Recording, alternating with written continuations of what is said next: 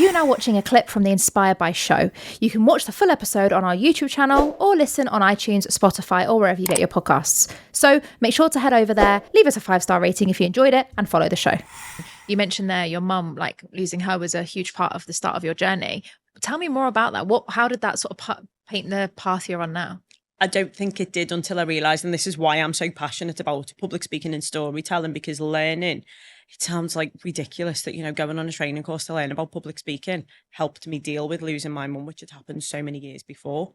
So it was hindsight that made me understand that actually I've always been the supporter. I always put other people first, which again, blessing and a curse. But I think I was trying to fill the shoes of mum. So I was, although I was the youngest, it was me who was like, we need to organise a funeral in such a way. And, I kind of dealt with it, or thought I dealt with it, when realised afterwards I hadn't. I'd just got on with it and never really dealt with the grief and the loss and the unfairness that I felt. Yeah. I just kind of skated over it. And I think that's what a lot of people do, don't they? I'm all right. And, it was deep diving on that made me realise actually it wasn't all right, and it's okay to be upset, and it's all right to be angry. And it made me realise now that the support of the role that I always have, because I support people in public speaking, I support people, I'm a mentor, I'm a coach, I'm a trainer. That's me kind of trying to replicate what I believe were my mum's best traits, because she looked after everyone else first. Wow. That's amazing. I think that's really good, Toni, because you're right. We all go through things that are challenging. And like you say, most of us don't actually realize the impact. Like I haven't lost either of my parents, but I've gone through a lot of wobbles in my life, which has caused a lot of grief, exes, relationship, everything you can name. And I find that I still go through the stages of grief. And for me, when I had my depression the first time, I was in denial for years. And I mean, like, the first stage of grief is denial. And I was oblivious. And I told everyone I was okay until for 1 second I wasn't. And it was like, I just popped. Now, that for me was like the equivalent of going on that journey. Are you glad or grateful, though, that it didn't like pop for you until you were in that setting where you were learning the speaking skills? That's a very good question. I'm a firm believer that, like, you can't change the past. You can only change what's going forward. So I'd never say I'd wish this or shoulda, woulda, coulda. I just think, the cheese. What's the song? Beverly Knight. I'm a big Beverly Knight fan. Shoulda, woulda, coulda are the last words of a fool. I just think can't change that. I'm really grateful that it happened when it did. I was probably in the right setting for it. I was definitely in the right place in life for it to change the trajectory. And yeah, I think I had like a little kind of mini pop of that in. It was just as you say, and kind of you didn't realise you were in denial until you realised you're in denial, and it was that one kind of pivotal moment. And it was about 2 weeks after my mum had passed away, and I'd gone back to work because I thought I need normality.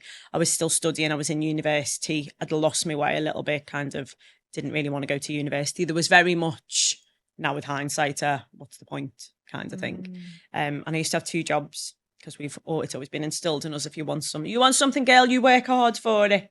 And so that's what I was doing. I had 2 jobs. I used to work for DHL, and I had multiple faceted roles in there. I was a data entry clerk, and I worked in the warehouse, and I worked on reception, which was great because I was really nosy and used to get to look inside people's parcels. But the other part of it was that I worked for a supermarket, and I worked on checkouts. So I used to take on lots of different roles, and it was about 2 weeks after I was like, I need some normality. So I went back to work. Definitely too early, but you just do what you do. And it's so ridiculous when I look back now. I was serving someone on the checkout, and someone handed me money.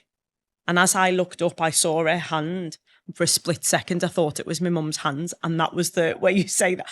I just started crying. I was hysterical. This poor woman is oblivious. And she's like, what have I done? I'm just trying to pay for my shopping. And her hand looked like my mum's hand, and I lost it. Needed to be like escorted from the till. I must have looked like a raving lunatic. But I think I'd not really dealt with it. And that was when I really brushed it under the carpet. It was like, get a grip of yourself, crack on, this is ridiculous. So I just carried on doing what you're doing. And so I think when it happened many years later, so that was 2004.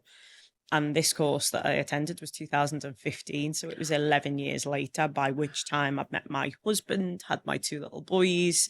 And so, and we were at a kind of a crossroads where I wasn't really enjoying my job, but didn't realise I wasn't really enjoying my job, because kind of relative to my husband hating his job, I thought my job was good, when I realised, Hindsight again, I realised afterwards it was just slightly less depressing than his.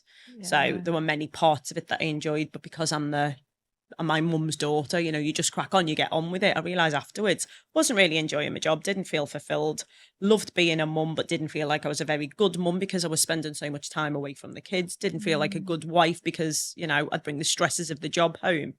And so I think it happened at the right time to change the direction for us as a family, because it wasn't just the impact it had on me, it was the kind of ripple effect. Wow.